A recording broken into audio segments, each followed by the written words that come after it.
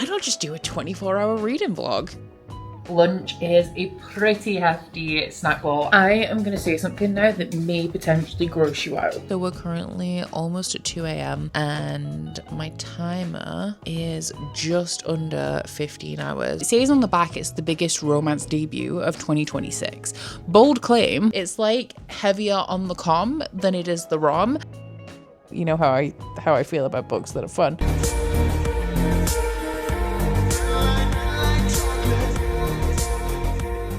I have got myself into a little bit of a predicament again because in 2 days I have a live show for Not in Love by Ali Hazelwood and I haven't started yet because I've been reading books for another vlog that I thought would be done by now. You might have seen it by now. I don't know what order anything's going up because I don't know how long it's going to take me to read the books for this other vlog. But that vlog is taking me longer than I thought it was going to, which has pushed back the rest of my reading plans. So I thought, why not just do a 24-hour reading vlog? I have been trying to make one of these for quite some time now. I keep putting it on my schedule and then taking it off because I'll be honest, I'm scared of 24-hour readathons. It has been years since I have done a 24-hour readathon in the traditional style where I pick a time to start reading and I essentially do nothing but read until we reach that time in the next day. And you know, that is not what this is going to be because I just can't do that anymore. I can't live without sleep. It's really bad for my mental health and nobody needs to see that and I do not need to live that. So the way that I'm planning on executing this 24-hour reading vlog is that I'm going to try and read for 24 hours across 2 non-consecutive days. So we're aiming for about 12 hours today and the remaining 12 hours I'm going to come back for in a couple of days because I can't sit still anymore.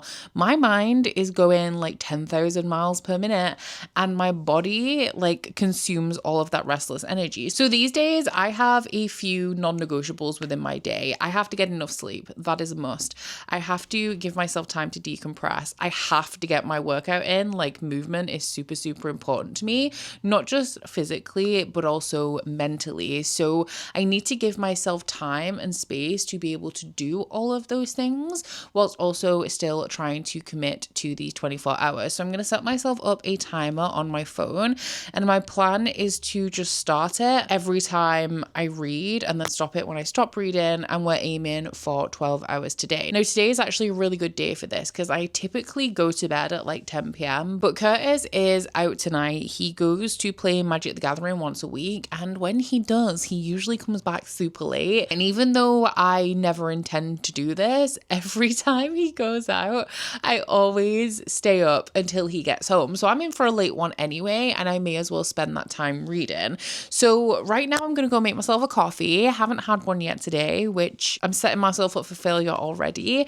And I'm going to try and read for, to start us off, 3 to 4 hours. I'm going to take a little break in the afternoon to go for a run, and I'll have lunch at some point throughout this as well. But from now, which is 10:53, I'm hoping to sit down at about 11, but as we're doing the timer method, it doesn't really matter what time we start, and I'm hoping to do pretty much nothing but read until about 3 p.m. The books that I'm going to be reading throughout this as well are going to be solely chosen from my TBR, and I've left some books in my wake as the month has rolled on, so I've got a couple of books to choose from, but we are of course going to be starting with the one that I have a deadline for, which is Not in Love by Ali Hazelwood.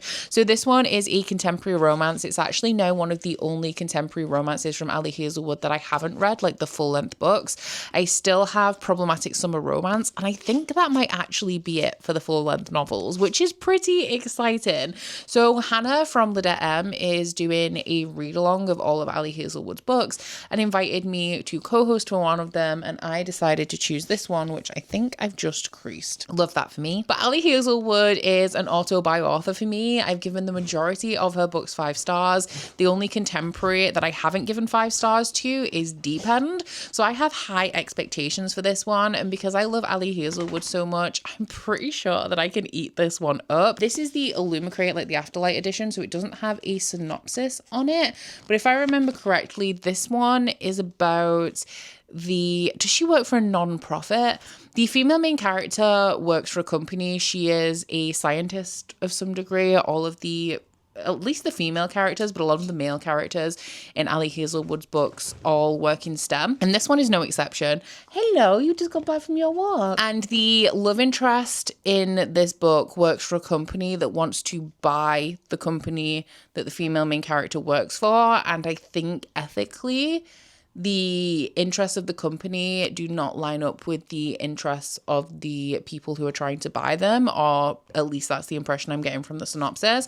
I will, of course, check in when I'm partway through this book and give you guys a little bit of a better idea what this one is about. I do also have this on my Kindle because I got the Libby copy we wrote yesterday. I thought I'd have time to start it and I didn't. So I will be reading this on my Kindle, which I think will make me read a little bit faster. I feel like it normally does.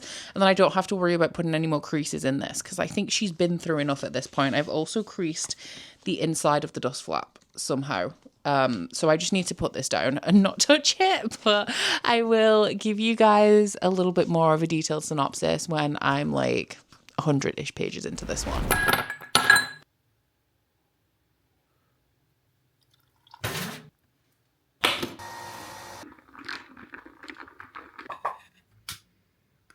So I finally have myself all set up and ready to read. It's taken me like half an hour. This is why the thought of a 24-hour readathon is so scary to me, because it's taken me this long just to make a drink and get myself comfortable. But because I can feel a little bit antsy during 24-hour readathons, I've decided to do some reading sprints. Just, by myself. I might do some reading sprints on Patreon later, we'll see. But I'm starting off with just regular Pomodoros, 25 minutes, 5-minute break. We'll see how that pans out, and then hopefully I can ramp it up later in the afternoon. And I have my stopwatch for the 24 hours on my phone. So now that we're good and ready, let's get the ball rolling, babies.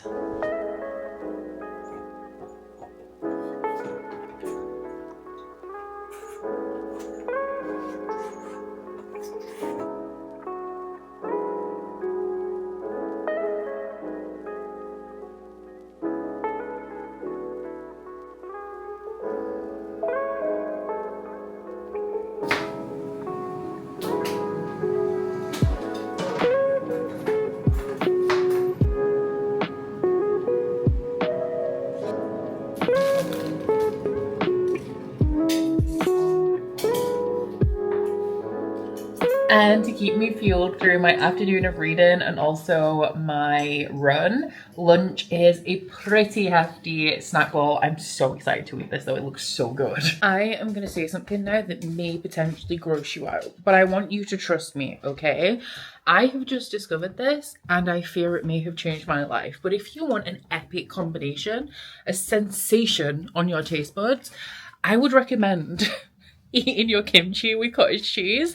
The mix of like the tanginess and the spiciness of the kimchi with the cottage cheese, like the creaminess, unparalleled. Also sprinkled a little bit of feta over the like veggie bit of that salad bowl. Also really good with kimchi, like really just cuts through the tanginess of the fermentation. The only reason I discovered this, I actually don't normally put kimchi in my snack bowls, but I bought like a serious amount of kimchi yesterday. I'm obsessed and I'm searching for the best kimchi that you can find in the UK. So far, the winner is homemade kimchi that I got from the little Korean market in York City Centre. And that comes in like a drinks cup, like a boba cup.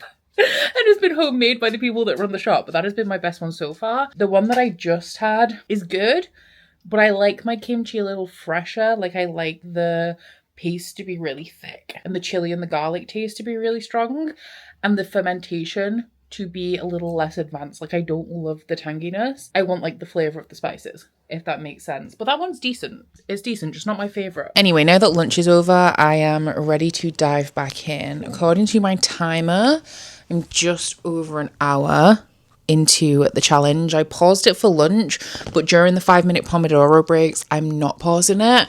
And I'm trying not to immediately pick up my phone during those breaks. I'm literally just sat here looking around, raw dogging the 5-minute break, which I think is good because I want the break from like using my brain. So I thought that was a good shout. And in that hour, I have read 19% of my book. So I'm happy with my progress so far. So the afternoon has gotten away from me a little bit because I had a call with a friend, so I didn't actually read that much. And I'm a little bit worried about how I'm going to fit 12 hours of reading into the rest of the day. But I have been for my run. That reset my energy a little bit. And I've made an early dinner because Curtis is going out soon. So I made a turkey chili and I put it on top of a jacket potato with a slice of mature cheddar crumbled up on top. And it smells really good. I'm very excited. So I have decided to do Patreon sprints, which are starting in 8 minutes, but it has just occurred to me that I'm 46% of the way into this book and I don't think I ever gave you an updated synopsis. I swore that I had, but I think I planned to when I took this call this afternoon and then promptly forgot about it. So excuse me, but let me tell you now. I am correct in thinking that this is the Ali Hazelwood book where the female main character works for a company that is being bought out by the company that the male main character works for. The female main character is, I want to say she's a biologist. She works with food. The main project that the company she works for deals with is biofuel, but her particular project is more about learning how to make fresh food last longer. So she's trying to patent something at the minute which allows fruit and vegetables to last longer because they have a preservative coating on them. And the male main character works for, I'm not a finance bro. I'm not a bro to start off with, but I don't know a lot about the world of finance, but he works for some sort of finance company that buys debt to own the company that is in debt. So essentially when the founder of this company, who's called Florence, who is very, very close to our female main character, started her business, she took out a massive loan and she has obviously gradually been paying that back, but she hasn't managed to do that yet. And so the company that the male main character works for has come and bought that loan, which means that they're going to own the company. And this of course makes all of Florence's employees fear for their jobs because with a change of ownership comes a lack of surety about the future of the company. So our main character, being very close to Florence, obviously is riding hard for this woman, riding hard for this company. And so she has resentment towards the male main character when she finds out that the core reason why they're buying the company is because they want the biofuel, they want the technology to be able to create it to use for their own financial gain. However, before this, they were supposed to hook up. So Rue conducts all of her romantic altercations, shall we say, online. She has apps where she can reach out to men that she wants to hook up with. And before she found out who Eli was, they did arrange to meet. Now this got derailed because her brother actually accosted her outside the place where they were supposed to meet because their father has passed away. He was estranged. They never knew him, but he's left them a cabin in his will and they are arguing about what to do with it. It's also very clear that she grew up very, very poor and she also has issues around eating because of her upbringing and because of how scarce food was when she was growing up. Eli is also dealing with his own grief. I'm not sure about his timeline, but when his sister was a kid, I think she was 11, it's just mentioned, their mother died and left him as a guardian of a child. Now, given that she was 11 at the time and I think that she is now in her early 20s, she's doing a master's, so let's say she's 21. That was 10 years ago. He was potentially 26 at the time, so early to mid 20s, and he had to look after his sister. Now obviously they were both grieving, which tested their relationship, but it also tested him financially because he had to, at a very young age, very unexpectedly, support his sister who was literally a child. So they have a lot of things in common. They also have a shared interest in ice skating, so this is also kind of low-key a hockey romance because when they were in college, or when Eli was in college, he played hockey, and I can't remember in what capacity, but I know that Rue enjoys ice skating. Rue is also neurodivergent, and that is a driving force in why she chooses to have so many casual hookups. People always tell her that she's hostile and unfriendly, but she kind of leans into that. She really struggles in social situations. It makes her incredibly anxious and incredibly nervous. And so almost as a defense mechanism, she's put up all of these walls to make herself seem more unapproachable so that people don't even try to interact with her because she feels so much safer not having to struggle through social interactions. She much prefers just to not be interacted with at all so that she doesn't feel kind of vulnerable and awkward and nervous. Now, right at the beginning of this, there is a note from Ali Hazelwood that says that this is more of an erotic romance than it is a rom-com. I do prefer Ali Hazelwood in a rom-com kind of environment. One of the reasons why I didn't love Deep End so much, actually, you know what, that's a lie. I didn't realize that this was going to be so sex forward, with a sexual relationship being the kind of driving force that pushes them to keep coming together, as opposed to something that happens inevitably out of a like deep emotional connection. But I did know that Deep End was going to be like that. However, the smut is not the reason why I didn't love Deep End. I really didn't like the conflict in Deep End, and I also didn't like the way that the male main character handled one of the key points of conflict in Deep End, given the way that he acted the rest of the time. It felt really out of character. But in this one, like, I'm enjoying it. I'm just not feeling the Ali Hazelwood magic as of yet. I am hoping that it does kick in at some point, because Ali Hazelwood is literally my favorite contemporary romance author. But I have heard people mentioning in the last couple of years that she has shifted to more spicy romance as opposed to rom-coms, and I'm wondering if that is going to be kind of the dividing line with me and Ali Hazelwood, where I much prefer her more rom-com style stuff as opposed to her more like sex forward romances. So I appreciate that this video is more of a how much can I eat in 24 hours as opposed to how much can I read in 24 hours.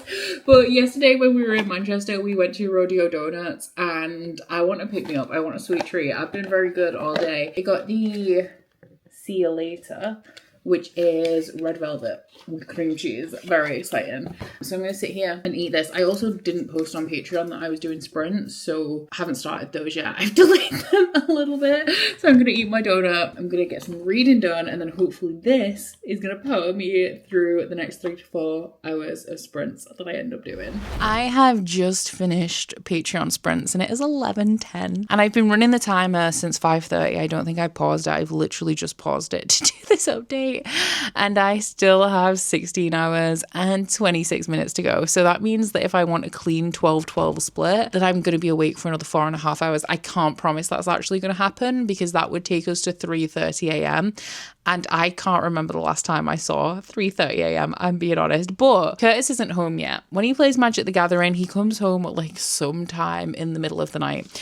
And I don't think it's going to be 3:30 a.m. I think he's going to be home before then. But until he gets home, I'm going to keep reading. And he's actually bringing me chicken nuggets as well. That's my treat. When he goes to play Magic, he brings me some chicken nuggets home, which he just texted and asked me if I wanted, which I 100% do. But he's not coming home yet, because now he's going to go to his friend's house and play more Magic. So we still got a few hours, don't worry. But we do need to pick my next book, because I have finished Not in Love by Ali Hazelwood. It took me 7.5 hours, I think, if my maths is correct. This is not a favourite Ali Hazelwood book of mine.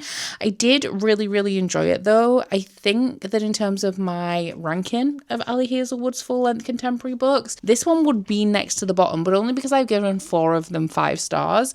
1 4-star, and then Not in Love I've also given 4 stars too. The other 4-star read was Deep End, and I think that I liked that one a little bit less because I was actively annoyed when I was reading that, whereas this one I don't have negative feelings towards. It just took a long time for it to click with me. I think shortly after I updated you guys last is where I started to get really invested in it, and I don't really know why this didn't work for me. I think that it could be because our female main character is so emotionally distant, and that makes perfect sense within her character. I do believe that she is neurodivergent. I do just want to say that that is never stated on page. It is my interpretation of her character based on the way that she describes herself and also some of the things that she sees throughout the course of this book. But she does also have a great deal of childhood trauma, and I think that there are a lot of things that have built her up to be this person that automatically throws up walls and pushes people away, partially because she does struggle in social situations, especially with people that she doesn't know, and she feels very awkward and nervous about that. But I think also partially because she really struggles to trust people, because she couldn't trust the people that you should trust. Like, the people that you should trust the second you're born into this world are not people that she was able to trust, and so she really struggles to make connections, emotional connections, without fear. And I think all of these things kind of compound into somebody who is very emotionally emotionally unavailable.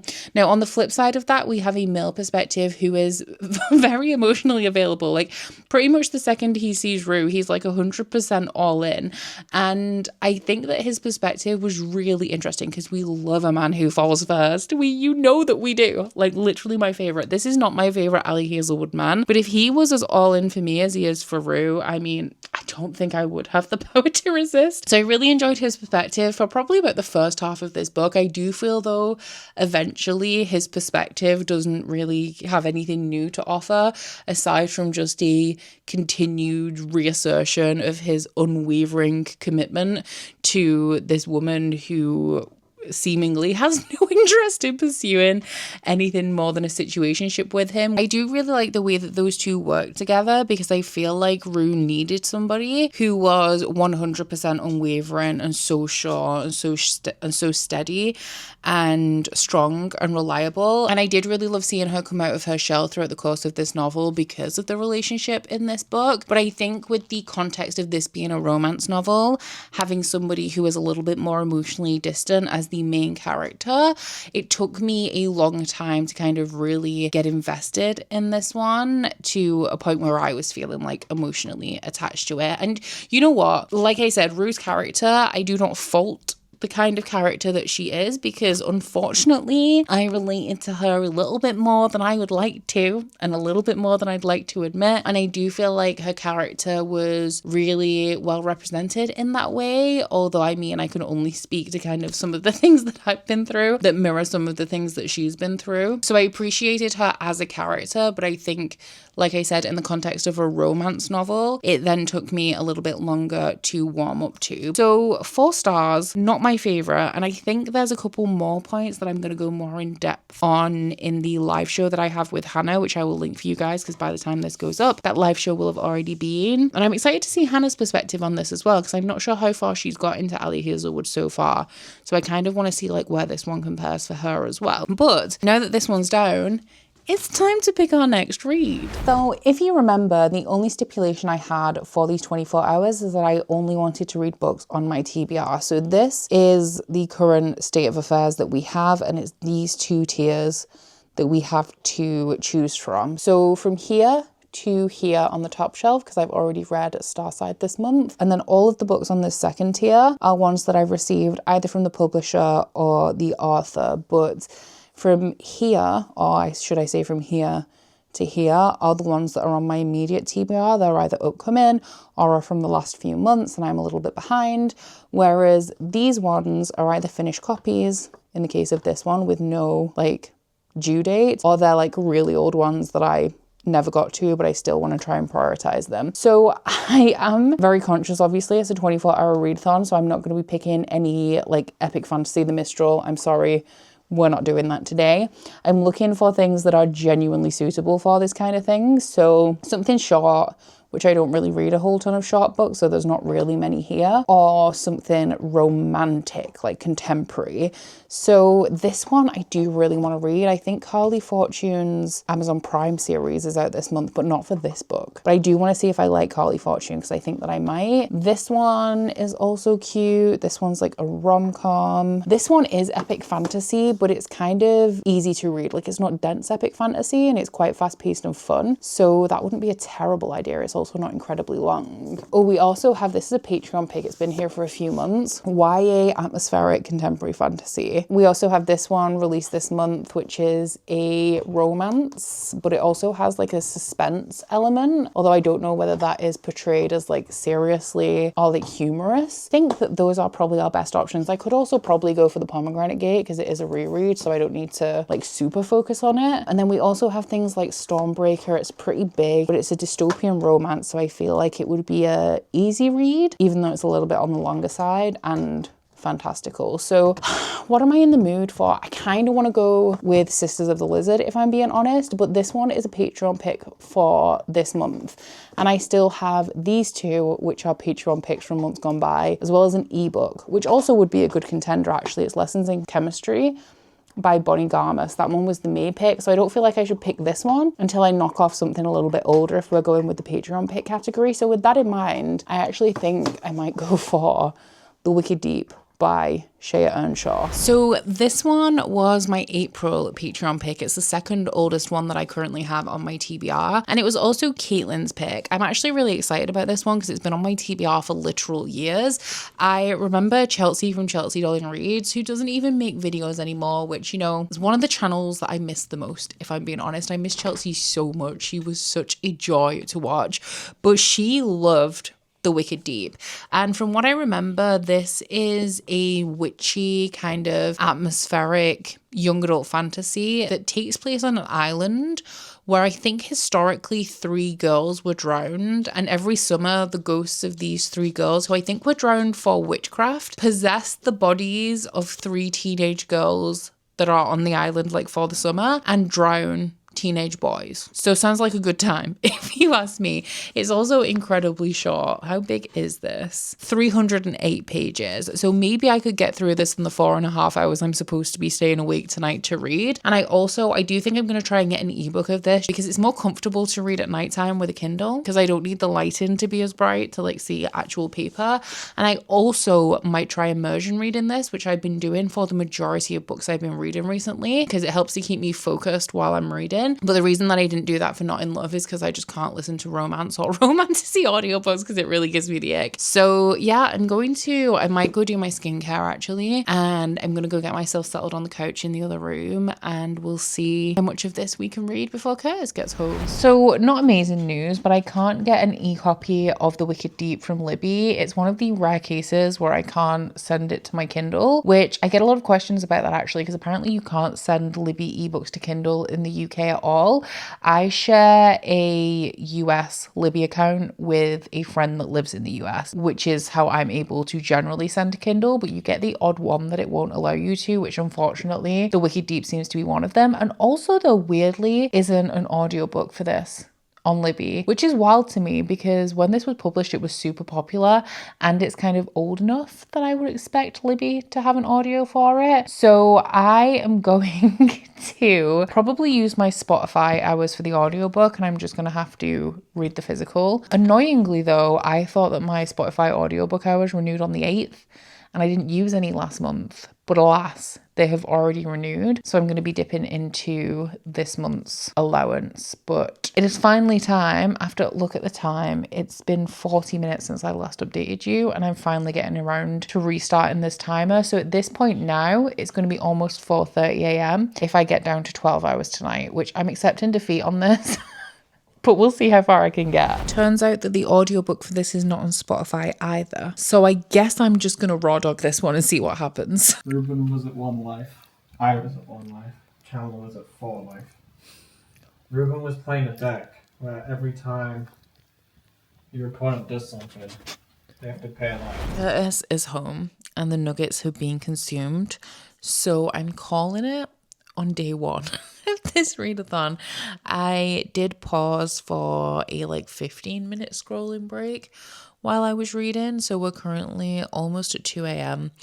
and my timer is just under 15 hours. So the next day that I pick this up, I'm going to have to add an extra 3 hours onto the 12 that are already a little bit of a long shot. I'm going to read just a little bit more in bed, probably no more than 15 to 30 minutes. And I have made quite a bit of progress in this. I'm very close to page 100. I'm on page 96. I don't like the writing as much as I thought I would. This is pretty much what it says on the tin. 200 years ago, 3 sisters moved to this coastal town. And it's one of those small towns that really hates outsiders. So when they started to seduce the men of this town, the townspeople decided that they were witches and they drowned them in the sea. So every year on the 1st of June, which great time for me to be reading this because it's the 5th of June today, but the ghosts of the girls possess 3 girls within the town, and then each girl drowns a boy. It's not always 1 boy each. There have been years where they've done a little bit more damage, but that tends to be their minimum. So our main character, her father actually went missing 3 years prior to the start of this book, which I know is going to end up relevant at some point, and her mother has essentially been a shadow of herself since. Now, I have my theories about what went on there, but I can't be sure at this moment, and they live on this island that's adjacent to the town that has a lighthouse in it. So they're responsible for maintaining the lighthouse. They also have an orchard on there and like a greenhouse and all of these different buildings to keep this little island up and running, but it's all kind of fallen into ruin since her father went missing. And on the day before, so like the last day of May, before it's like the Swan Day, which is the 1st of June, the main character meets this boy who's an outsider who finds this really old advertisement that she left on a notice board asking for help running the lighthouse. And because it's so dangerous for boys at the minute, she agrees to give him a place to stay and allows him to work in the lighthouse while this whole thing is unfolding. And obviously we see the whole thing happening through her eyes. I'm really intrigued because I originally thought that the characters that we were following were going to be possessed by the sisters, but given a development that we've just had in the plot, I don't necessarily think that that's the case anymore. So I'm really interested to see where this goes. I hope it has some kind of twist to it that unfurls later down the line. I mean, I feel like we definitely have to figure out what happened to her father, if nothing else. And it's a very easy, compelling read. I'm not enjoying the writing as much as I thought it would because I feel like it's trying a little bit too hard to be dramatic. It's all like short, poignant sentences, which I feel like are doing a bad job of conveying an air of drama that I'm not really feeling.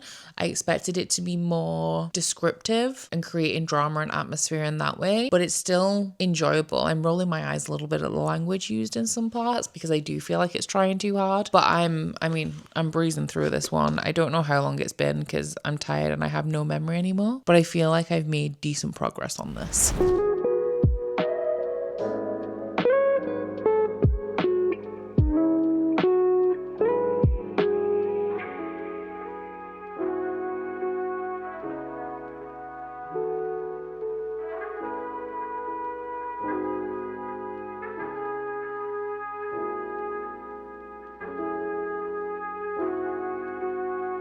So I have 13 hours, 20 minutes and 30 seconds left to go, and we are not pausing today because otherwise I'm not going to make it. The timer is already set to end just before 1 a.m, I think, which is pretty much my limit, given especially that it's a school night and I have things to do tomorrow. So I'm just going to knuckle down and see how much I can read.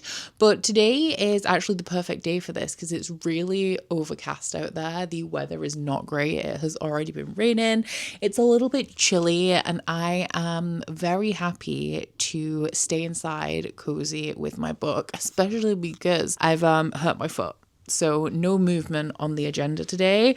I have been ordered to rest by Curtis because I've still been doing like some low impact stuff and he's like, you just need to sit and not do anything. So that's pretty much what I intend to do today. I've also got some food in for like quick meals so I don't have to spend a lot of time cooking or anything like that. I'm aiming to finish this book and get through at least one more, but I feel like I may end up getting into a third book as well, but we'll see. That might be a little bit too optimistic. So I've already spent, I think I started the day on about 14 hours and 45 minutes. So I've already spent about an hour and 25 minutes reading today and I've read about 100 pages. I started the day on page 112 and I'm now on page 206 and I keep flip-flopping whether I'm enjoying this book or not.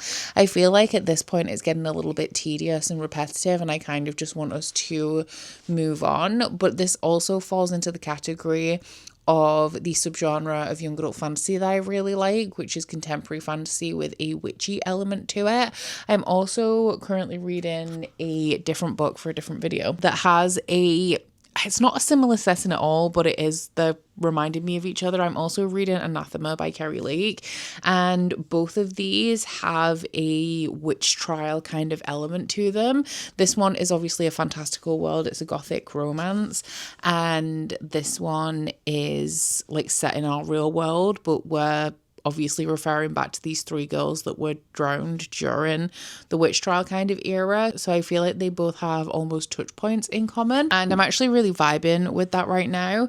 I think this one is going to fall into a similar camp for me as the other book that I read by Shea Earnshaw did, which was Winterwood, I think, in that I enjoyed it when I read it, but I actually don't think this one is going to stick with me for a long time. Like, I'm enjoying that contemporary setting with something a little bit spooky and unexplained going on underneath it, but I'm not actually deeply invested in it. It's a really good book for a 24-hour readathon, though. I stand by that because it's a quick, easy read and it's not very long. But this one is a little bit of a slow build despite being a quick read, and I feel like I'm at the point in the story now where I really want to get the ball rolling on the conclusion. I don't know how we're going to wrap this up because there is a theory in this world that the only way that they can stop this curse and stop these sisters from coming back and drowning boys every summer is to kill them, but because they're already dead, they would have to kill the girls that are hosting them. Obviously, because the whole reason that these women are drowning boys in the first place is because they were wrongly accused of being witches. I don't feel like killing 3 innocent girls that are possessed by the ghosts of 3 innocent girls is going to be the way forward here. But obviously, if we don't do that, then I feel like the curse is going to just continue on.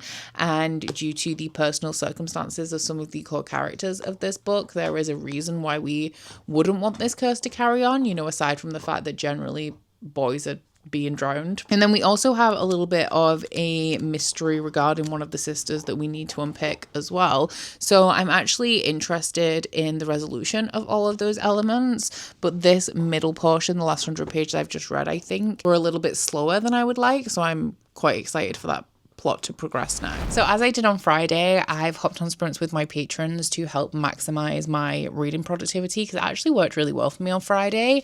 And in the last sprint, I did manage to finish The Wicked Deep. In terms of the readathon, I have 10 hours and 46 minutes left. I am reading a lot slower today than I was on Friday. I'm a little bit anxious. I can't lie. And I always struggle to focus. I wish I was one of those people who, when I am feeling a certain way mentally, I can escape into a book, but I actually find it really hard to concentrate. So I have to keep forcing myself back into the book or like rereading a page to find my way again because I'm a little bit on edge today, which I mean is unfortunate, but it happens. Things fluctuate day to day. But in terms of the book, I did enjoy this one. Shea Earnshaw reminds me a lot of Rachel Griffin and vice versa.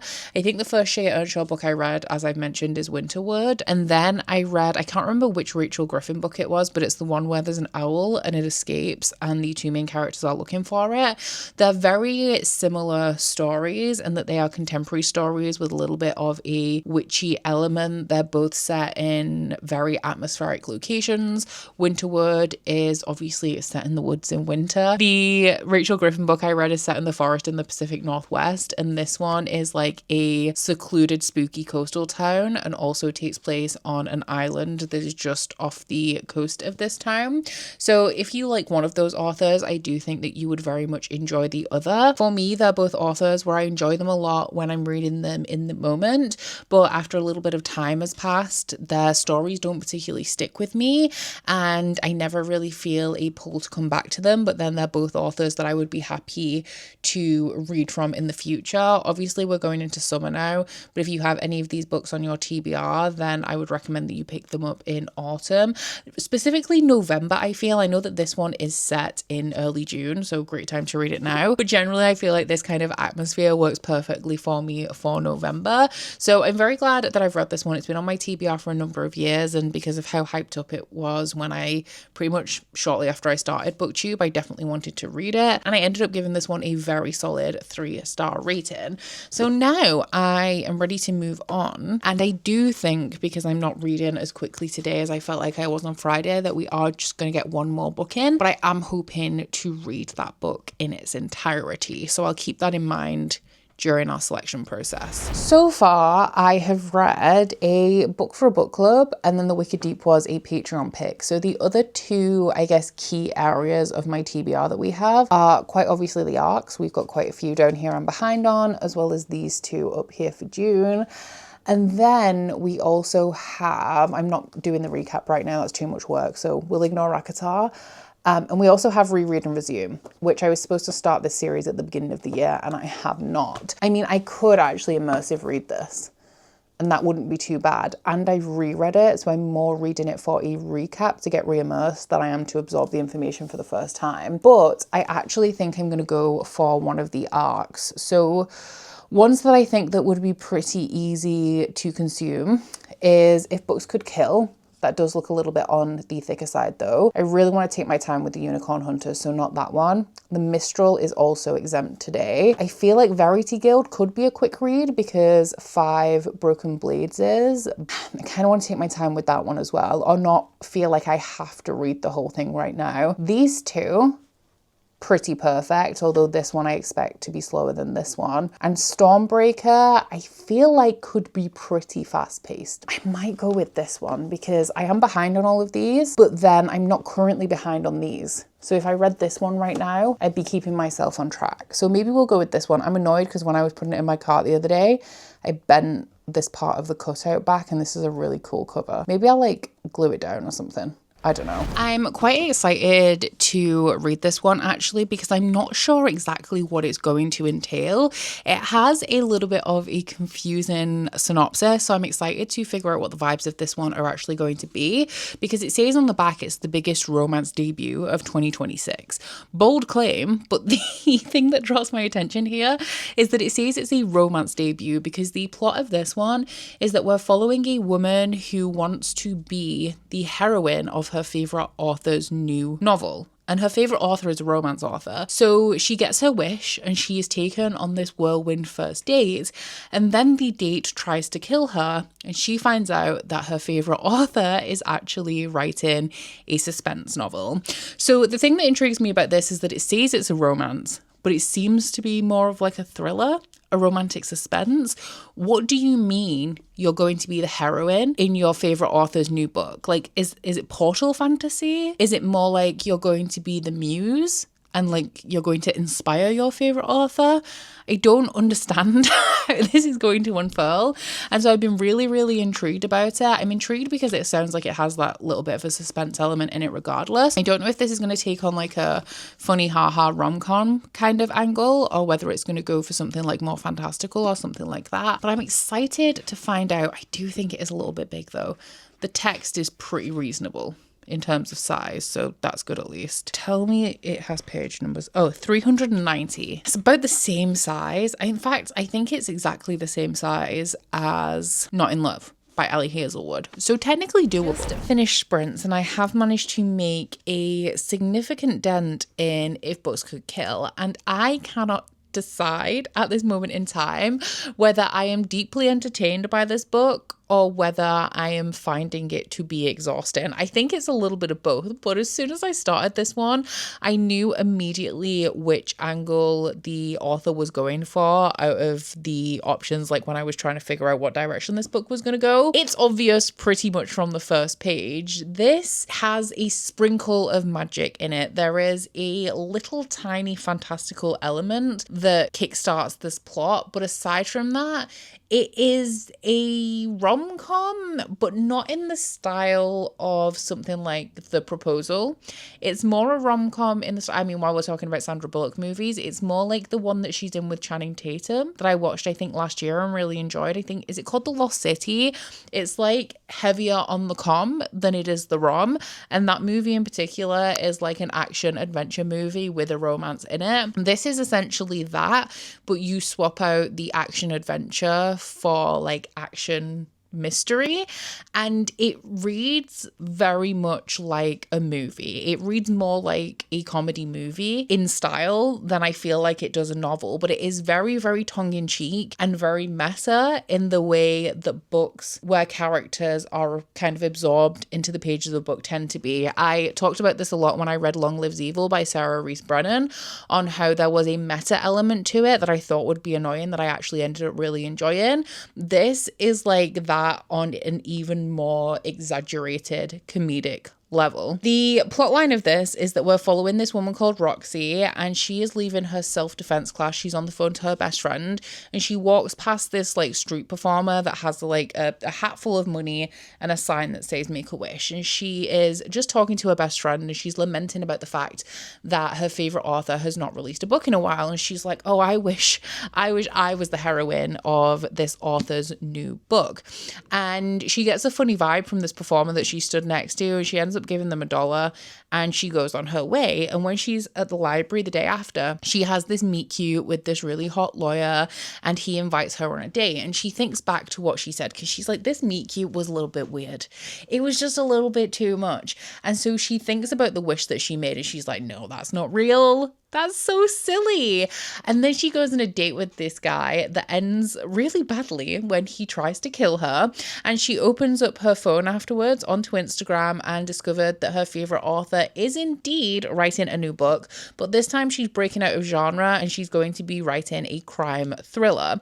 So our main character flees the scene, and she's like, well, if everything that's happening right now is out of the pages of a book and it doesn't really matter, I'm going to perform some crimes. So she drags this guy out of a car, steals his car to make her epic getaway, and in that car is a poor professor that she has now essentially kidnapped. And she tries to convince him that she's not a criminal, she doesn't want to hurt him, she is actually the victim, and she's in the pages of a book. And he obviously thinks that she's having some sort of mental break, but lo and behold, the two of them end up kind of teaming up to get to the bottom of this murder mystery plotline that they have been thrown into the middle of. And coincidentally, this professor who has a master's in creative writing is also specifically a big fan of the crime genre. So while she's kicking ass with her self-defense skills, he is providing the insight into the crime genre that is going to help them to preempt the next events in the plot. That is probably less than the first 50 pages of this, the information that I've just given you. It has evolved so much since then, and that is why I'm finding this book exhausting. It is fast-paced from page one, which to me is why it reads more like a very high-action comedy movie like The Lost City, as opposed to a traditional rom-com. It is full of action. We're going from scene to scene, event to event, as our characters are kind of fleeing the killer, but also in pursuit of the killer. And we also have, of course, this really exaggerated, dramatized style, as we're very aware, or the main characters are aware, that they're in a fictional story, even though the events could end up affecting their real lives. I do like the humor in here to some degree.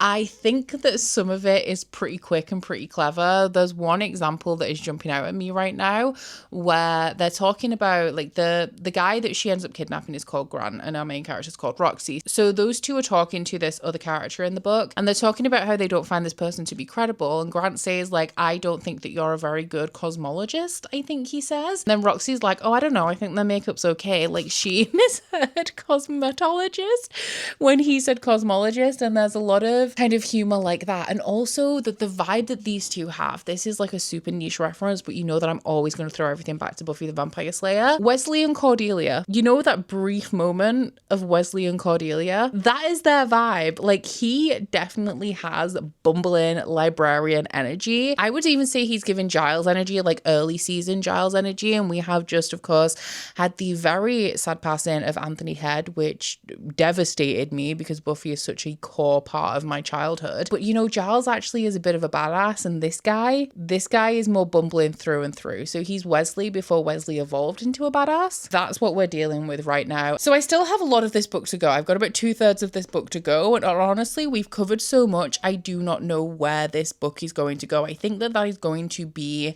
my issue with it. If it continues at this pace, I truly think it is going to be exhausting for me to read, given how much we've already covered and how much of the book I still have left.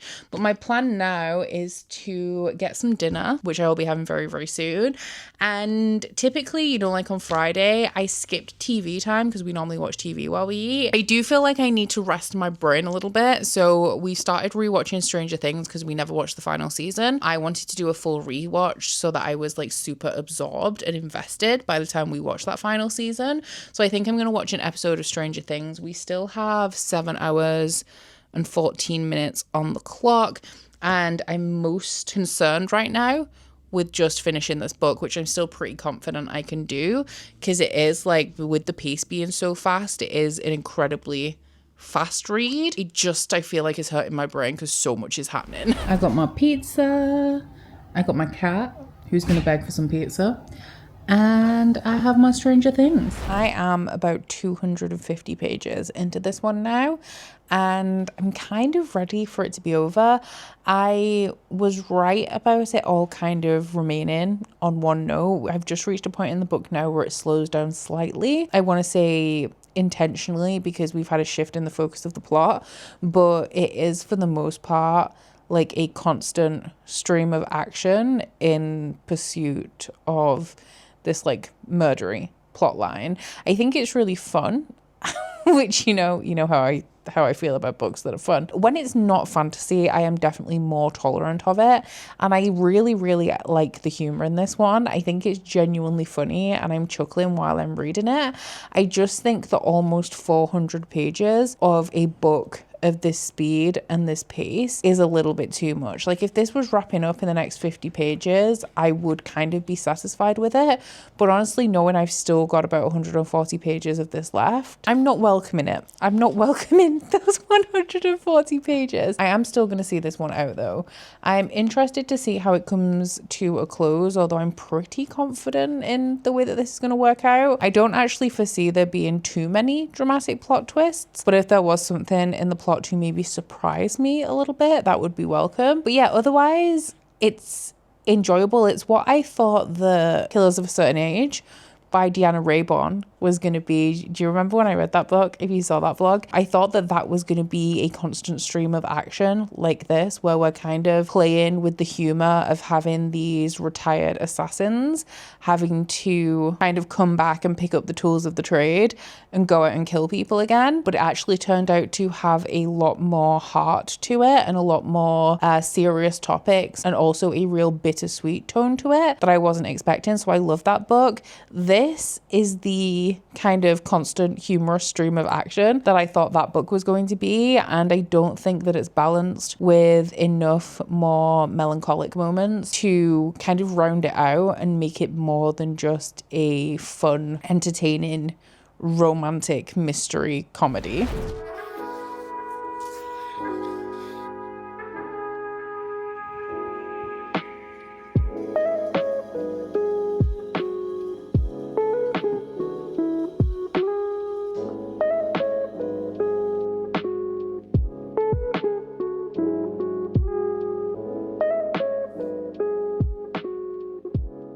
So I'm all tucked up in bed and I have just finished If Books Could Kill by Kate Eberly, but I only have 34 minutes of the readathon left. So what I'm going to do is try not to throw everything on the floor, but I'm going to pick up the book that I'm currently in the middle of for Shelve It or Scrap It, which is Anathema by Kerry Lake, and I'm just going to read as much of this as I possibly can until the timer runs down, and then in the morning I will bring you guys my final thoughts on this book, let you know how far I got into this in the last 30 minutes, and then work out how much I've read overall during this 24 hours. So I am currently 304 pages into Anathema with 32 and a half minutes left.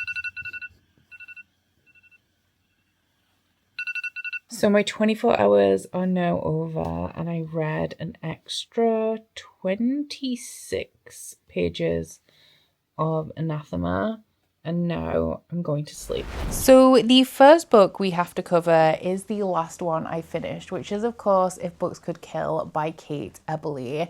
I found this one to be enjoyable, and I especially loved the humour in this one within the dialogue, but we also had a touch of physical humour in here as well, and I was chuckling the entire way through this book.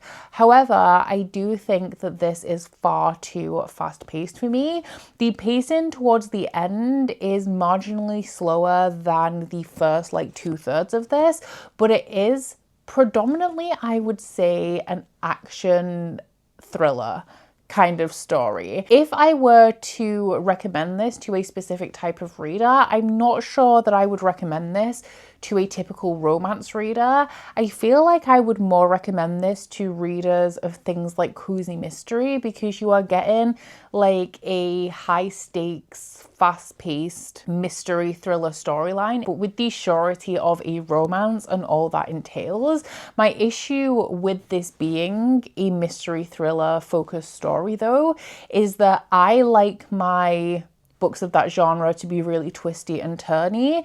This tended to go with the obvious choice when it came to the mystery, because it was going more for comedic value and good-naturedly poking fun at the conventions of the genre than it was going for a like revolutionary book within the genre. Like the whole tone of this is that it is supposed to be fun, it's supposed to be funny, it's supposed to be entertaining, and then you also have the like swoon-worthy moments of the romance. It was essentially like reading a movie, and I imagine that that has a lot of plus points for a lot of people, but for me it just wasn't serious enough, and it was way too pedal to the metal from the first moments. I do feel like people who enjoy very different things to me in books would have a lot of fun with this one, but while I enjoyed it and I had a good time, I don't see this one sticking with me for very long, and I may read something else from this author in the future. The way that this wrapped up, I'm pretty sure it is a standalone, but there was some discussion obviously because these characters are within the pages of a book, like they're living out the storyline of a book. They do themselves discuss sequels in here. I don't think there's going to be a sequel to this book, but I do think that that discussion left it open to the possibility of more books in the future. And I think that they could very easily find a loophole in the way that this wrapped up, and kind of like the author who's writing the story and their attitude on it. I think they could very easily find a loophole to write another book if this one does extremely well. I probably wouldn't pursue this series though. For a story of this nature to work for me, it does really need to be balanced with some more heartfelt, more serious moments, like something like Killers of a Certain Age by Deanna Raybourn. So this one I gave a very comfortable 3-star rating too. And then I managed to read, I think I told you guys 26 pages of Anathema. I did end up staying up for just a few minutes more to get to the end of the chapter. So I read 2 chapters in total, but before I did that, I did record my page counts for the whole 24 hours as a whole. And you know what? I've done this challenge before. I've obviously done 24-hour readathons where I don't sleep, and they have never worked particularly well for me.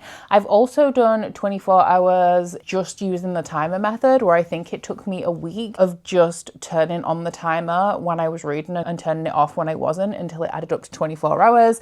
And then this time I've done what I think is a very good mix of both, because it is still very challenging for me to dedicate a 15-hour day to reading. It was really hard for me in general yesterday because I was feeling a little bit anxious. I also, because I hurt my foot, which is actually feeling a lot better today, and after resting it for a few days, I might go for a run. I don't know how good an idea that is, but we'll see. I can't be stopped.